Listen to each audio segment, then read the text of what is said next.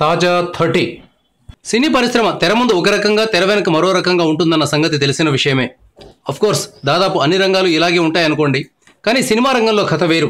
ఇది గ్లామర్ ప్రపంచం. ఇక్కడ సినిమా ఛాన్సుల కోసం వచ్చే వారిని రకరకాలుగా వాడుకుంటూ ఉంటారు. హీరోయిన్లు కావాలనుకునేవారు డైరెక్టర్లు నిర్మాతలు చెప్పే కండిషన్లకు ఒప్పుకోవాల్సిందే, లేకపోతే అవకాశాలు రావు. ఈ సంగతి అందరికీ తెలిసిందే. కానీ అప్పుడప్పుడు కొందరు హీరోయిన్లు ఈ వ్యవహారాలను ప్రతిఘటిస్తూ వార్తల్లోకి వస్తుంటారు.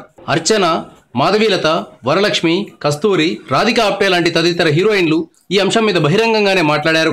ఇదే కోవలో ఇప్పుడు మలయాళ నటి పార్వతి కూడా తనకు ఎదురైన చేదు అనుభవాల గురించి చెప్పింది. ఈ పార్వతి తమిళంలో ధనుష్తో మారియన్, ఆర్య రాణాలతో బెంగళూరు డేస్ సినిమాలు చేసింది. తద్వారా తనకంటూ ఓ గుర్తింపు తెచ్చుకుంది.